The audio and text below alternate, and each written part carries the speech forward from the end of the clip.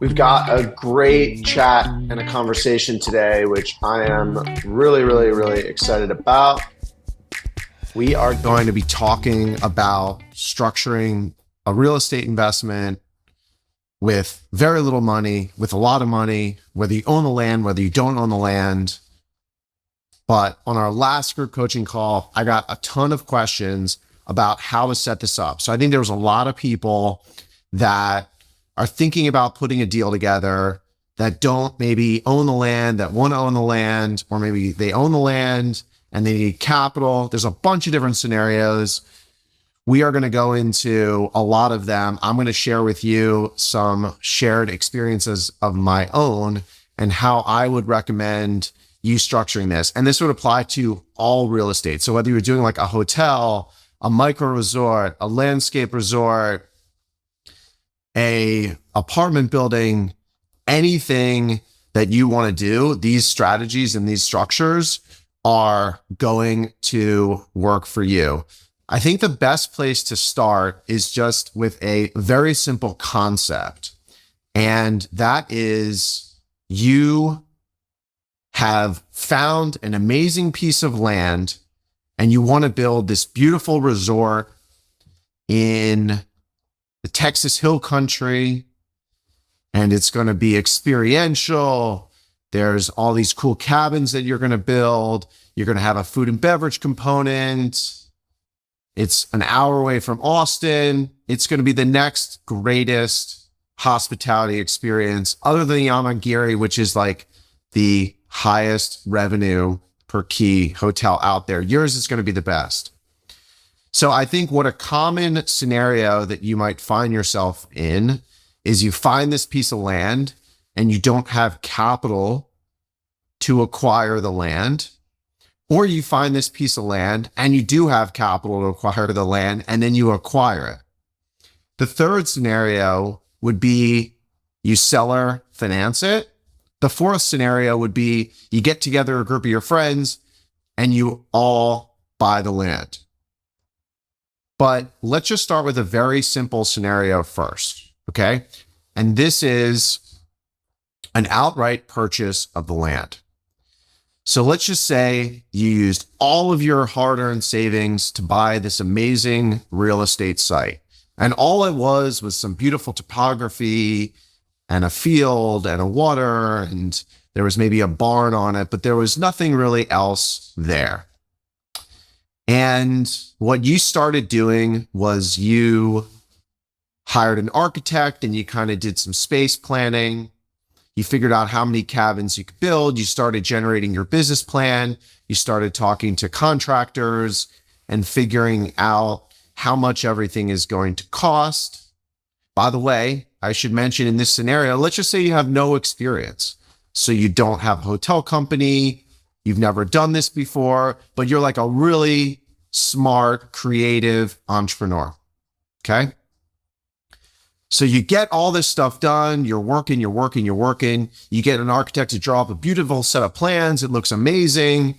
Maybe you even have some people out to this land and they're all enjoying it, having a good time. And you think there's a real business here. So you start putting together a deck. And if you've talked to me before, you'll know that I'd recommend your deck not be 100 pages. Your deck should be probably 20 or 30 pages, maybe even less, because it's just a piece of land, right? So you could probably do everything that you want to say in 20 pages.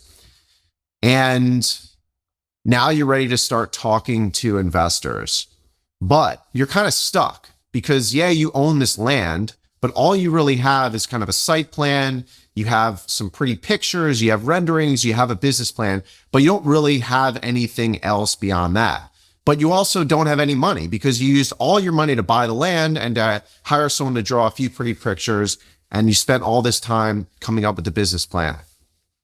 So I want to talk about some of the ways that you can overcome your lack of experience, and also the fact that you don't have any money to really move forward. So in this scenario, I think you have really two options, okay? You can try and raise capital from your friends and family who are really going to add no value to what you're doing, or you could potentially try and partner with someone that is maybe a little bit more experienced than you in the space and sees value, sees opportunity in what you've started. So let's talk about the first thing. Let's just say you have some really rich friends and a great network, which you should always be building and establishing your network and preparing to raise capital. And you want to go raise money from them to kind of take the next step in the land. And you might ask yourself, well, what's the next step? Well, the next step is going to be to finalize all of your construction plans, because without firm construction plans and firm design plans, you really are never going to be able to get accurate construction pricing. And without accurate construction pricing, your development budget is not for real. And certainly your pro forma and your whole investment model is not for real. So you want to get these plans and you want to get your entitlements and your approvals in place so you can actually build everything that you're dreaming and that you're imagining. So that's what you're going to use this investor capital for. And if you're doing this, I think there's kind of maybe one or two ways, probably two or three ways that you can actually do this, okay? In the friends and family way. You could say, hey, friends, you guys are going to be taking a lot of risk because I know only what I know. This is a barren piece of land that we're going to be creating. So you can structure it a couple of different ways. You can say, hey, I'll let you guys in at kind of the friends and family early discount where you're going to come in alongside me at my basis, my direct cost for the land and my direct soft costs. And then once we get everything approved, once we have our plans all designed, I'm going to raise a second round, and those investors are going to be investing at slightly different terms. Maybe they're going to be paying a promote. They're going to be paying carried interest. Maybe the land that goes into the deal is going to be marked up at a higher value. But for the first early investors, they're going to come in at the existing land price, and they're going to kind of share the risk of the soft costs. And maybe they won't pay any promote because they're taking some of that risk. The other thing you could do is just say, I have a lot of confidence in my ability to raise capital, and I'd like to bring investors in at this stage, but I do think they should pay a promote. And I think I'm going to give them a slight discount on that promote compared to the other investors that come in later when there's less risk. So now, since there's a lot of risk, there's a lot of uncertainty, maybe instead of, the investors getting 80% and me as a sponsor getting 20%, we are going to, lower that where the investor keeps 90% of the capital and I only get 10 for the initial round. Okay. That would be one scenario for bringing in friends and family in this early round. Now, if you remember, the other thing I said you could do is you can go out and get kind of a co-GP partner, someone that's done this before, someone that has experience, someone that maybe has built something before, someone that has experience getting things done. Maybe it's a hotel partner. Maybe you're not really a hotel person or a multifamily person. You're bringing in a managing partner to help you get this thing along. Maybe you're the creative person. You're the dirt dog that found this site that's amazing, that's, one in a million. And the co-GP investor is going to come in, but also add significant value. And maybe they're going to even add more value than you. So that is kind of the two different scenarios that I see at the earliest stage as to how you would take the next step once you own the piece of land. Now, we can back up if you don't even have the money to buy the piece of land, but that to me are really the two main options. And then from there, there's like 100 different scenarios that you can come up with. And I want to talk about just a few of them. So let's say you buy the piece of land yourself and you bring in some investors to help you with the soft costs. Now you're at a point where you've gotten all of your approvals, you have your plans in place, you have your construction costs laid out, you've been talking to bankers, you've really got your pro forma dialed in, and you're ready to take the next step and raise capital and go close on your construction loan and get this thing going. You have a couple different options when you're raising this kind of second round of capital, when you're ready to go. Do you bring those second round investors in at a different waterfall structure like we talked about? You could do that. You could also increase the value of the land by what you've done, by what you've created, and put in that increased land value into the deal. So for example, let's just say you buy the land for $1 million and then you kind of raise $300,000 from friends and family and you get your soft costs done and you get all your approvals done. So now your basis in the land is $1.3 million. But you talk to some appraisers, you talk to some smart people in the area, and they say, well, now that you have your approvals, now that you have your entitlements, now that you have, all your utilities set up, we think the land is worth $2 million. So you bought it, your basis is $1.3 million, now it's worth $2 million. You're getting ready to raise the second round of capital to go build the thing. Do you put the land into the deal at $2 million? Do you put the land into the deal at your base and your investor's basis at 1.3, or do you do something in between? I think you do something in between because that's going to be a great way for you to raise investor capital on that second round. And you say, hey, the land is really worth $2 million, but we're giving everyone who's coming in on the second round a discount on the land, and we're going to value it at $1.6 million. So everyone who invested at $1.3 million kind of has a little more imputed value. It's like they're putting more equity into the deal. And the new investors coming in second feel like they're getting a fair price. And then you can, structure whatever waterfall or promote structure that you want.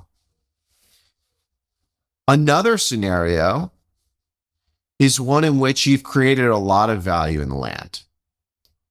And let's just say you'd like to take some chips off the table, not because you think you're selling at the high or you're going to sell it and leave your investors holding the bag.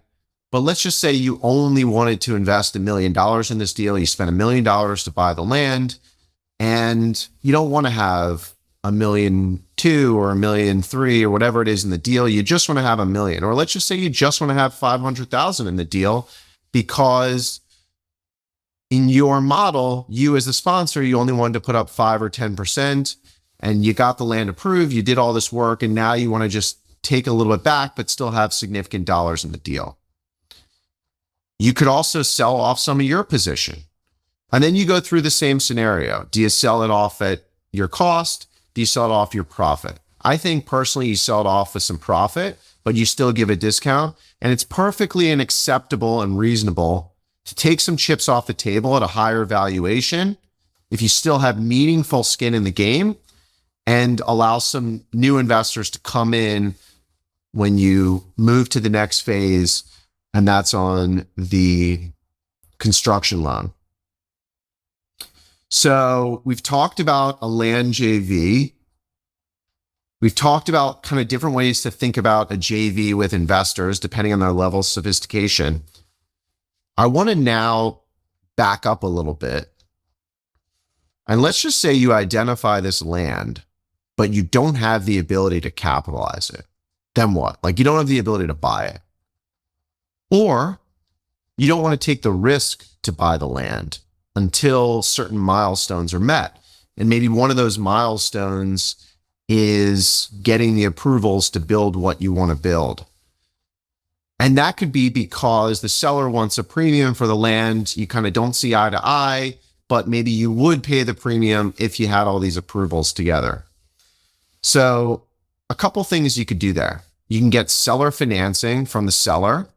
If you don't have any money, get him to finance you. Maybe they finance 100%. Maybe they finance 80%. Maybe they finance something less.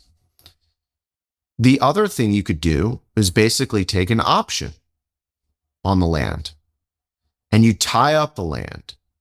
You tie up the land so you don't have to put up any capital. Maybe you put up a deposit, but you don't have to put all this capital up, and you go get your approvals and you go spend money on the soft costs. So the seller knows that you're serious because you're spending real capital, you're putting up real money on the soft costs, and you're going to get approvals. But if you're going to get approvals on someone else's land where you have an option, you better make damn certain that that option is really ironclad, because you don't want to be stuck in a situation where you get the site entitled and improved to build and you come up with all the plans and then somehow the seller can back out and then try and take your deal. So you really want to make sure your option is ironclad. Now, why would the seller give you an option? Well, if the seller gives you an option, he has to take basically his property off the market, and he's foregoing a current payment until something in the future that is not that certain. So he might be inclined to do that if he's owned the land for a long time and been unable to sell it. He might be inclined to do it if he's owned the land for a long time, has very little basis, and you're going to pay him a nice profit on what he might have paid for the land, and he's willing to wait for that. But in order for you to get that, you're going to have to show the seller that you're committed, you're serious, and you're the right person to do it, because they're going to be betting on you that you have to get all this stuff approved for you to close on the land. But I think that's an awesome way to do a development deal today, because not only are you not putting up your capital all at once in the beginning, but you are basically giving yourself time to invest in the soft costs, to invest in the approval process, and to go out and raise capital for the deal, so you don't have to worry about putting your capital up with basically no return during this early phase. So I think that's a great structure.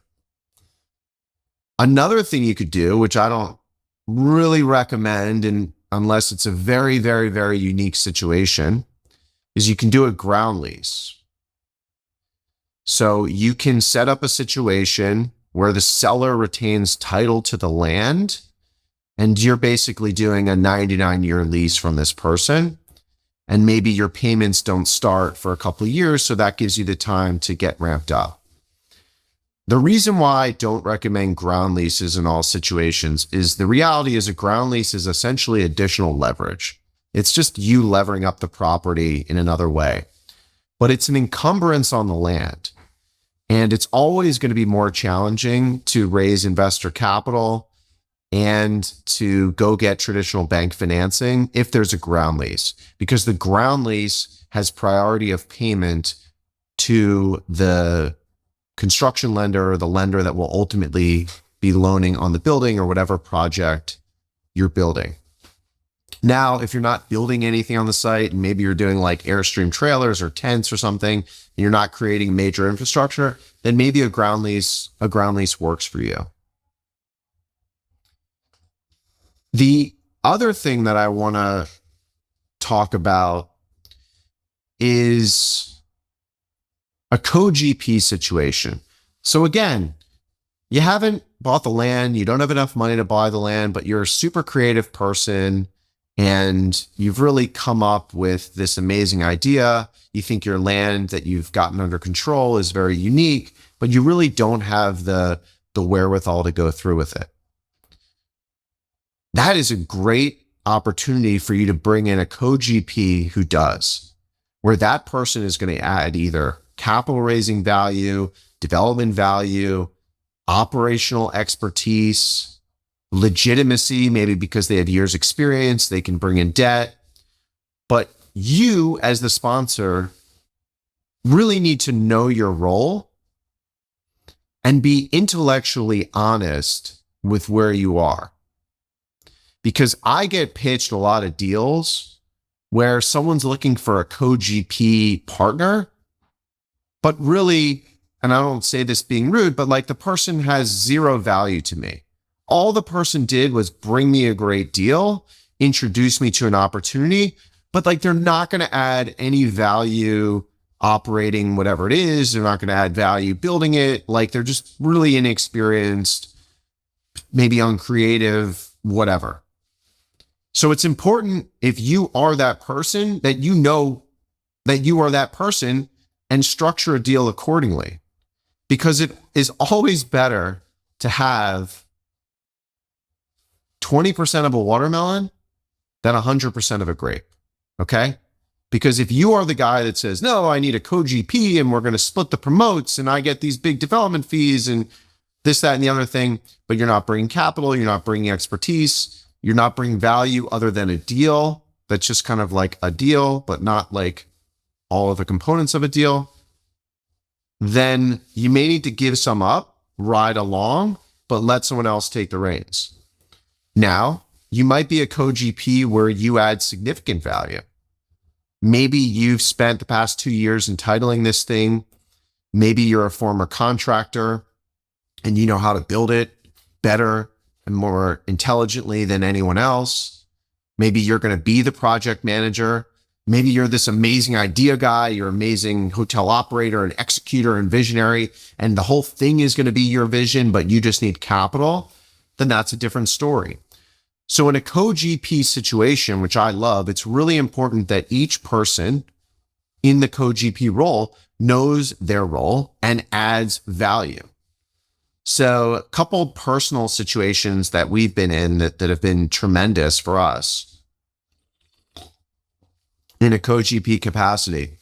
In one situation, a group came to us and they had owned a parking lot for years and they got full approvals. They got a brand tied up with Hilton to build a hotel. They had the construction budget lined up. They're very experienced builders, but they couldn't get a hospitality loan because you need a hotel operator attached with the ownership group and you need a lot of experience.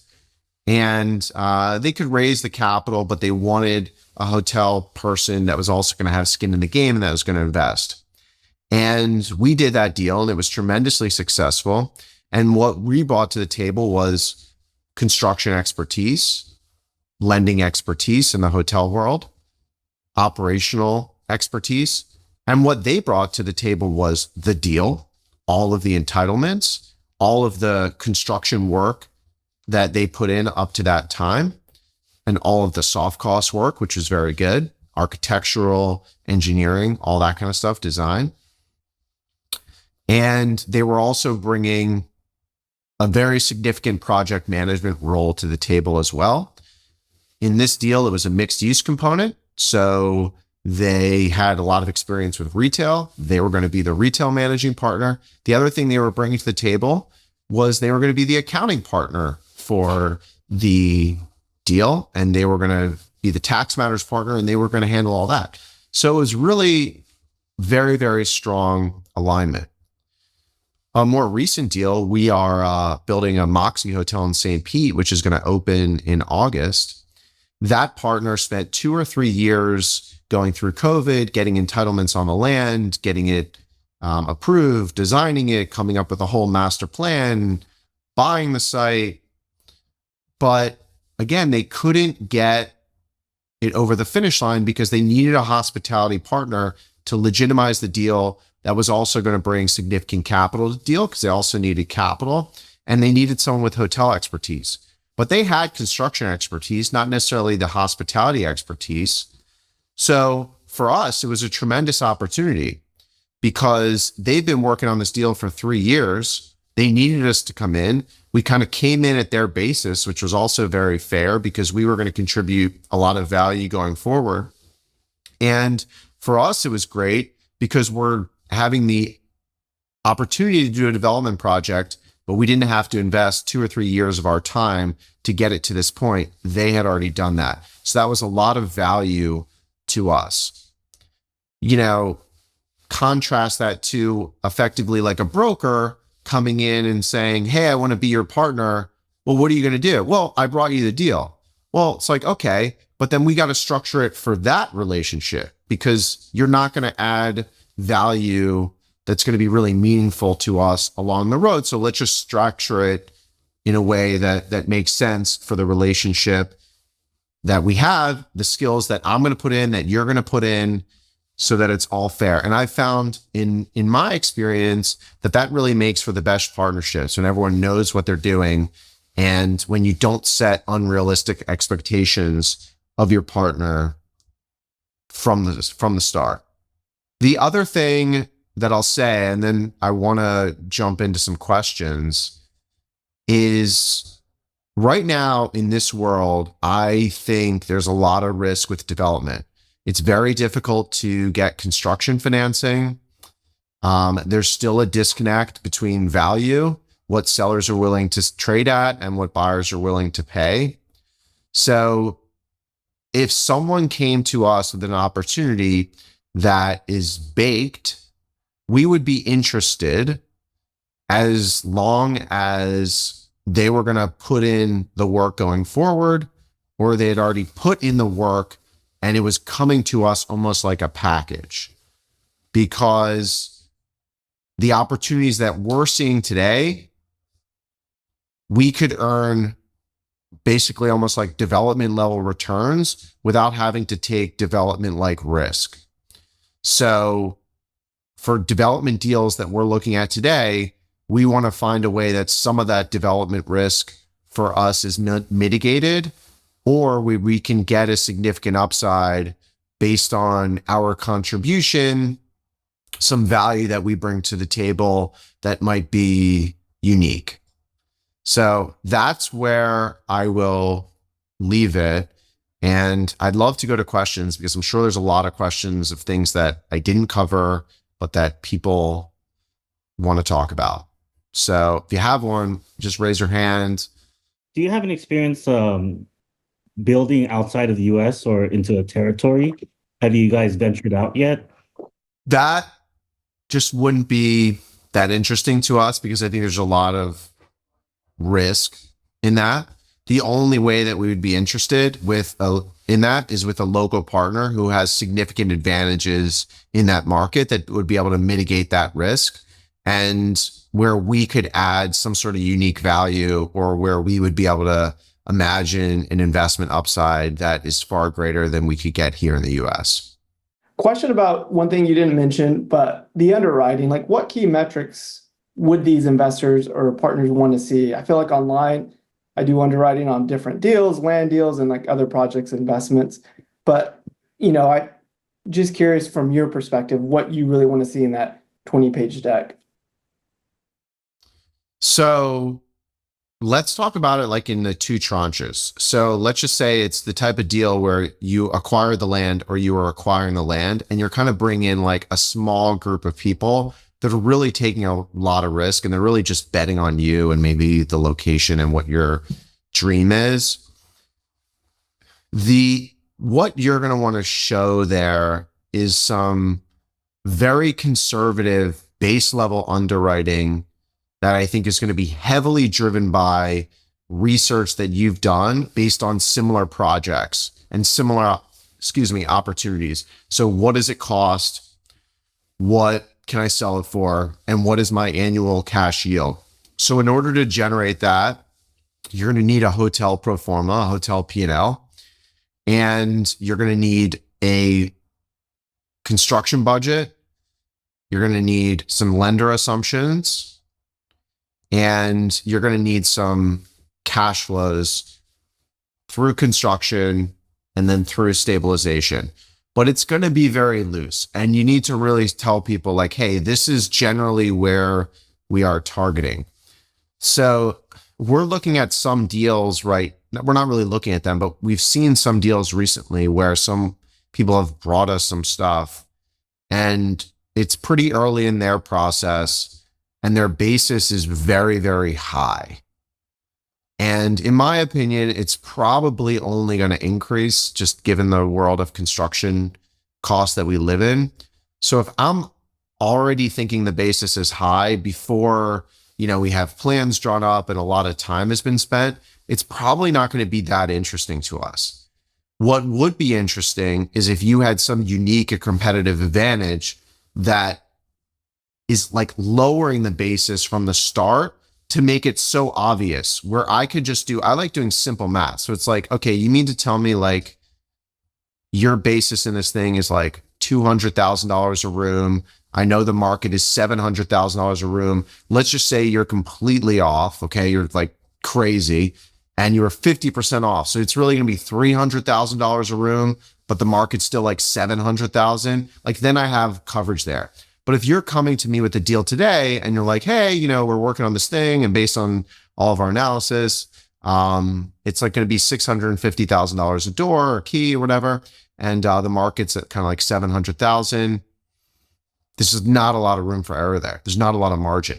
And then in the second round, when you're really raising capital, when you're getting a construction lender, you're about to start, you better have as detailed an underwriting model with very little wiggle room as possible. When I say wiggle room, you want to have a hard bid from a GMP or from a contractor with a GMP.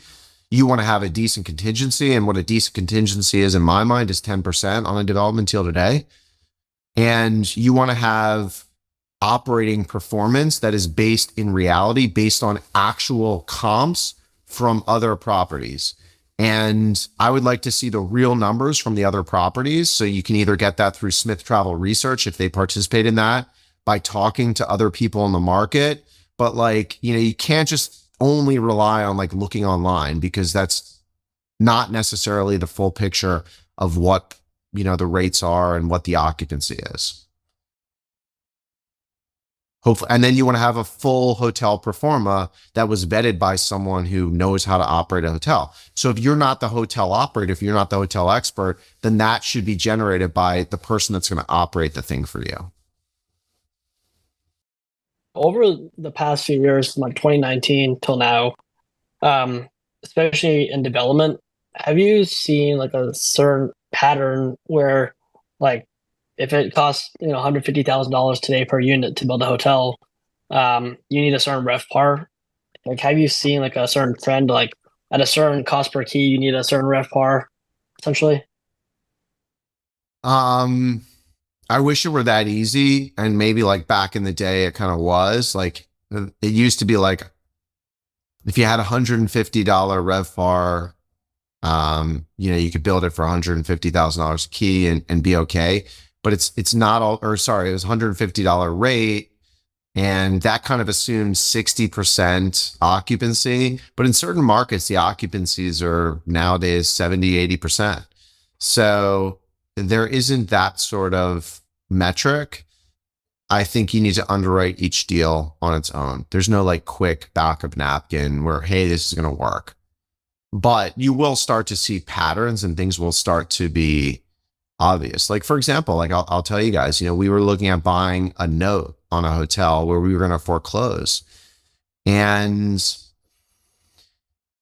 the original note, I think was like $70 million, something like that. And we bid like $18 million. Okay. It's like a huge wipeout, right? Why did we bid $18 million? We bid $18 million because there's only $1 million of income. And it was operated by a very, very proficient manager.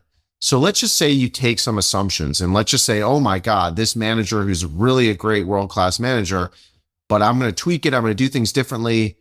Let's just say I'm going to get up to $2 million a key. And then I put a cap rate on that.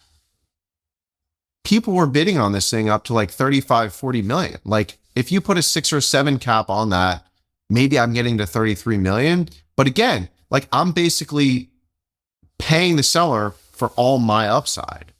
So right now is a market where I think you need to be really analyzing deals and making investments based on cash flow and income and not just per key. Because in this market that we were looking at, historically buyers have paid on a per key basis. But like that only lasts so long. Like when interest rates are zero, I guess you can do that. But in a world where interest rates are not zero, I don't think the per key metric is the one where you can feel comfortable buying on if your NOI is not there. Now, if your NOI is there, then maybe you can, but another thing we're seeing, which is like, especially in the kind of this experiential outdoorsy space, where it's like a small hotel and it's like, I don't know, call it 10 to 20 rooms. And the thing sold for like $800,000 a room or $1 million a room. And you could say, well, the income was justified, or the price was justified by the income. It's like, yeah, sure. But you're paying $1 million a door. Like, when you go to sell it, what's someone going to pay you? Are they going to pay you $1 million too for like a cabin in the woods? I don't know. A lot of crazy things have happened. I remember when, 15 years ago, the Mandarin Oriental in New York City sold for like $500,000 a key. And I was like, wow, that's expensive. That's crazy. Now, like, $1 million too. 2 million, I think, is the record in New York City. So certainly things can happen, but we're talking New York versus a cabin in the woods. So I think you really have to put things into perspective, and income is definitely going to win the day.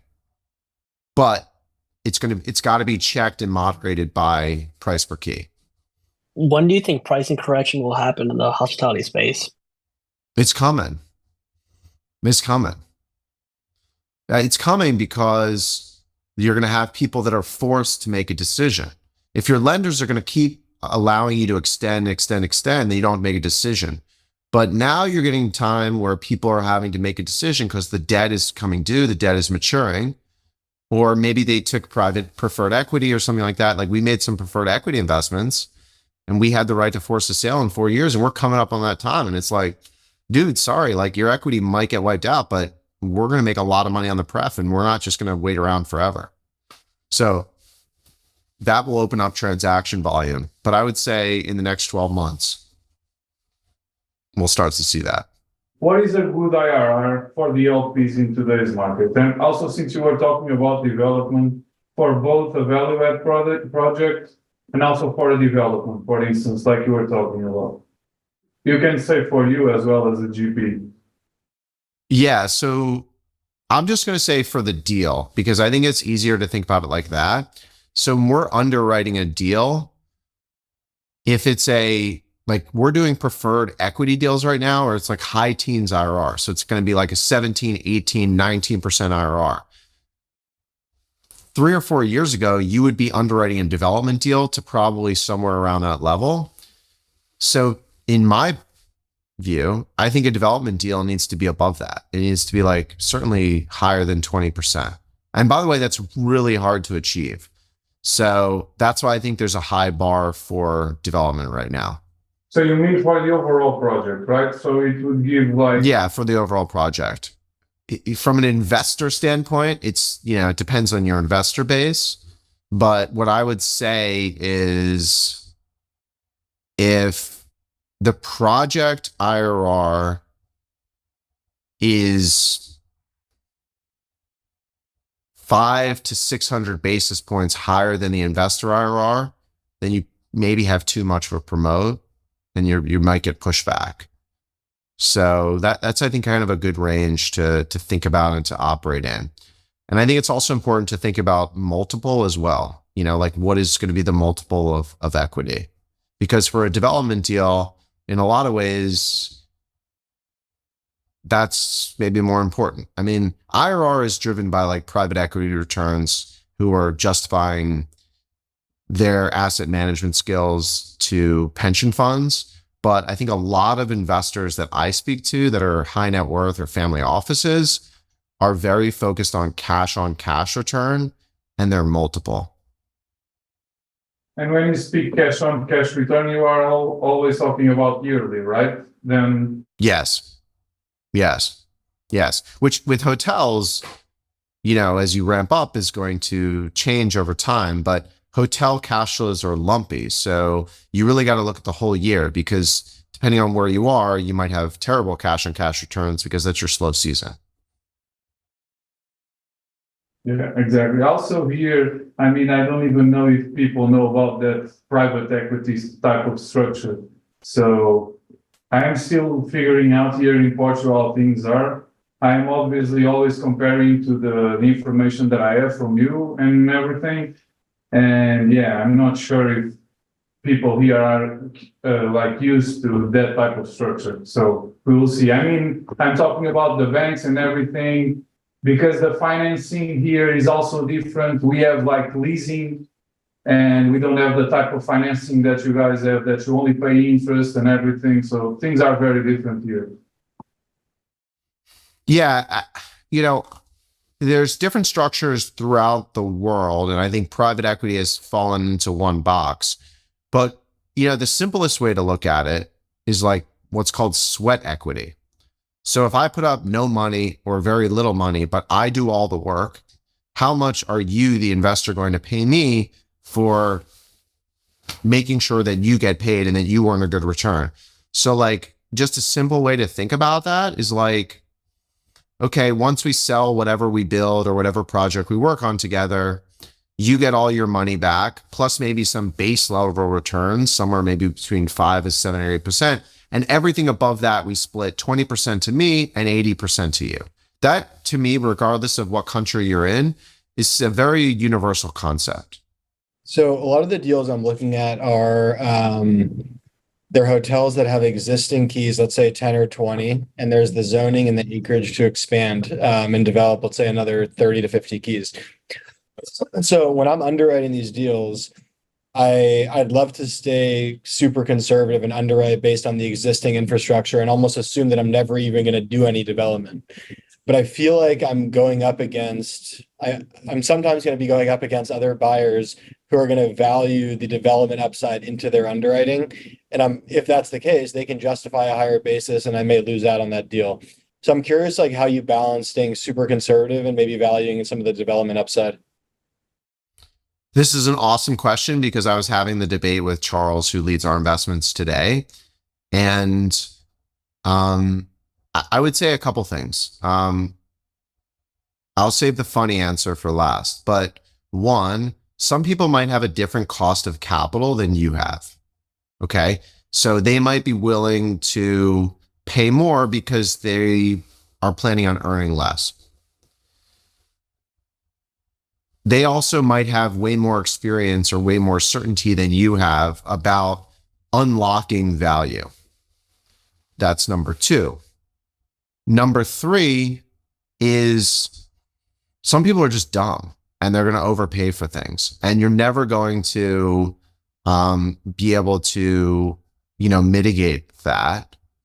But ultimately, it depends how realistic and viable it is. So if a seller is selling you something and it's like, well, like, I think you can do like some extra stuff here, we really would typically underwrite what's there. And maybe depending on the negotiation, we'll pay a little bit more relative to what we think we can do, but we will vet that out like extensively. Conversations with lawyers, conversations with local municipality, like really, maybe we'll even do a loose site plan, really figure it out. There could be another scenario though, where the person already got approvals to build what you want to build. Then there's real value there. But they have to leave enough upside for you to make money because you're still taking significant risks. You got to build it. You've got to, rent it up or lease it up or sell the rooms. The other thing that you need to be very cognizant of is whether it's viable, whether what they're showing is actually viable. Because, they could say, hey, you could build like 50, cabins over here or another 50 units. But if that's going to cost you an insane amount of money because the soil is not stable and the construction costs are going to be out of control, then it's really not worth what they think it's worth. So ultimately it comes down to due diligence and doing a significant amount of due diligence to be able to make a reasonable guess as to what additional risk you're taking versus what additional price you're paying for the upside. But our base case scenario is always, we're going to just pay you for what it is. If we can do something more, that'll be our upside. If it was so easy, like they would have, why didn't they do it? Right. Yeah. No, it seems nuanced. I guess one quick follow-up question to that is like on the equity and debt side of a deal like that, my thought is it would make sense to raise equity to just cover the purchase and like the phase one cosmetic renovations that don't require permits or approvals. And then once I stabilize the existing asset and get the approvals, at that point, raise the additional equity slash debt. Because it seems like it would be less dilutive at that point because the value would be higher. Do you think that's a good way to approach it? Like versus raising equity today to cover a renovation that I may not even end up doing. Yeah, no, I don't think that's a good way to do it because you're going to have a cost of that capital, which is going to smoke your upside if you don't end up using it. Even if you do end up using it, it might be sitting around for a year or two and it's just, really inefficient use of the money. A couple things you need to think about is, what you say to folks in the beginning, because if some folks are just investing in a cash flowing asset and they don't want to be a part of a development project, they should know how that might look. The other thing you're going to need to think about is that the same partnership? Am I just selling this component to a new partnership? Because if you raise outside capital, you're kind of diluting everyone, you're upsizing the process. So you really have to invite all of your partners to participate, but you should disclose what you're going to do. And I would always disclose the worst case scenario in your docs. And then if it becomes better, it becomes, better. Another way that we've mitigated it is, if we're going to build on additional thing and we go and get the approvals, well, we'll put like a certain land value to that thing day one. And then once we get all the approvals, we'll have a new land value day two. So your existing investors will own that appreciation and kind of get like a nice little lift. And the new people will pay the higher value. And the lender will now finance across the whole project, but with a higher value over here. So that's one way where your existing investors will benefit without having to put in extra capital and without having to get diluted. I really want to thank you for your podcast. You add so much value, especially bringing in those guests like Mehul, Mitch, Homie, Ben Wolf. It's quite amazing, how it helps us to see where the trend is moving. So my question was... Thank you. You're welcome, sir. My question is, I'm in Destin, Florida. We're doing this unique experience stay hotel, which is a 64 key. Each room have their own private pool and a spa. So does experience stay hotel work pretty much in any market, or it all depends as per, your feedback? So there is the Hampton Inn across the street, which does about 50,000 a key and annual revenue. So what's your take on that? You could theoretically create an experience or a great hotel anywhere, but if no one's willing to pay you a premium for that, you might not get a good return on your investment. So you want to make sure that you're in a market that people will pay for. And I think a lot of that has to do with the location, frankly. So, where are you in proximity to the beach? Like, what does your view look like? What does the building look like? There's a hotel that some guy built like in Orlando. And it's really weird because it's like in a random location. It's like in a Hampton Inn location off the side of the road. The outside kind of looks like a Hampton Inn, but the inside looks like a Four Seasons. And it's very strange. And I can't imagine for those reasons that they're going to be able to really make this thing successful. So I think the location actually has a lot to do with it. And that means the location, like the market, but it also means the location, like where in the market. So Destin is a really strong market, obviously, coastal market. But if you're like behind a Walmart, in a field, that might be tough. But if you're like on the beach, across the street from the beach, then I think you can create that experience. We've like even built a hotel. Like I have the best hotel in Fort Lauderdale, the Dalmar, and it's an amazing hotel downtown Fort Lauderdale. But if I could do it again, I would put the hotel on the beach, because the beach is driving a premium to us. We can't catch the beach. I would love to be on the beach. So I think that is always going to drive a premium. View always going to drive a premium. But yeah, look at Homie. I mean, you like that podcast. He has the highest RevPar in the country, and he built that place in the middle of nowhere. But the location, the physical beauty of the location is amazing. Yeah, especially on he talked about that Hyatt Place story, how he managed to do so well on that part. Yeah. And that really, made me curious to lead to see who was that person that he was talking about that helped his Hyatt. And I was able to find that team on the Instagram. But thank you for all that information. Yeah, I mean, that's an example of also supply and demand, because like that's a cool market. And the Hyatt, like you have two options. You have the Hyatt Place and the Amangiri. It's like completely bookend. But it's also kind of funny because Amangiri has like major events and major weddings. And obviously you're not going to put like the band and the wedding photographer in a $5,000 a night room. So they end up sticking all these people on the Hyatt Place. So it like serves as a great alternate to the Amangiri, and they can still charge a premium, like a major premium, because it's the only hotel around. Real quick, what's a good cash on cash return that you mentioned in today's market, Jake? Oh my God. It depends like which one of my investors you ask.